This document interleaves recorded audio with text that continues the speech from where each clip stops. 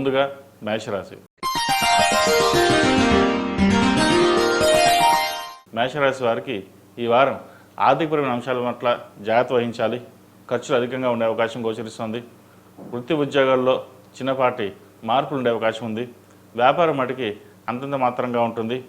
కష్టం తగిన ప్రతిఫలం దక్కకపోగా అవమానాలు ఎక్కువగా ఉంటాయి. అలాగే ఏదైనా ఒక కార్యక్రమం తలపెట్టేటప్పుడు కొన్ని విషయాలు జాగ్రత్త వహించాలి.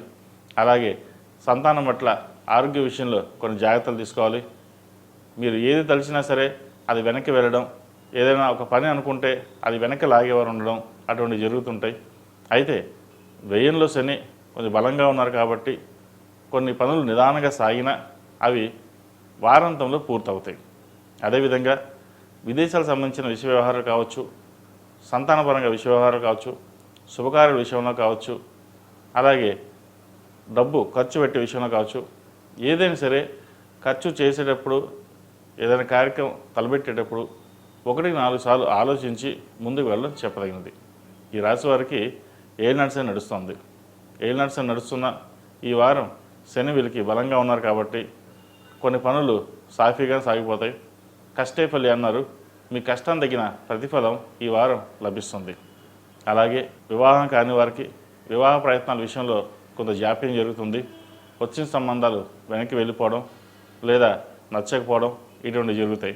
వివాహ విషయ వ్యవహారాల్లో కొంతకాలం ఆగి ముందుకు వెళ్ళడం అనేది చెప్పదగినది. విద్యార్థులకు కాలం అనుకూలంగానే ఉంది. అయితే సహోదరుల మధ్య విభేదాలు రాకుండా చూసుకోవాలి. చిన్న ఇబ్బందులు ఉండే అవకాశం గోచరిస్తుంది. విదేశాలకు వెళ్ళి చదువుకోవాలనుకునే వారికి విదేశీ ప్రయత్నాలు చేసుకోవచ్చు. అలాగే ప్రభుత్వపరమైన విషయ వ్యవహారాలు ఈ వారం వీరికి అనుకూలంగా ఉంది. రావాల్సిన ప్రమోషన్ కావచ్చు లేదా ఉద్యోగం కావచ్చు వచ్చే అవకాశాలు గోచరిస్తుంది.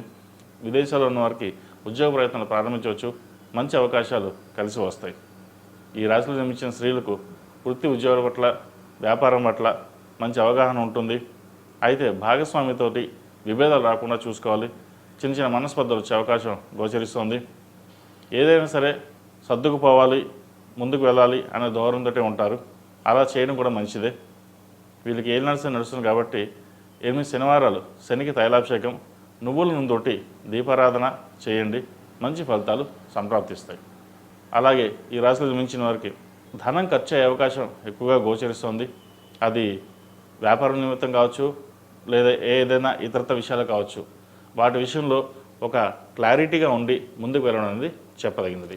ఈ రాశిలో జన్మించిన వారికి కలిసి వచ్చే సంఖ్య 6, కలిసి వచ్చే రంగు తెలుపు. ఏదైనా పని మీద బయటకు వెళ్ళేటప్పుడు మంగళవారం కానీ శుక్రవారం అడిగిన వెళ్ళండి. ఈ రాశివారు ప్రతిరోజు ప్రతినిత్యం ఓం నమః శివాయతోటి నువ్వుల నూనె పోసి దీపారాధన చేయండి.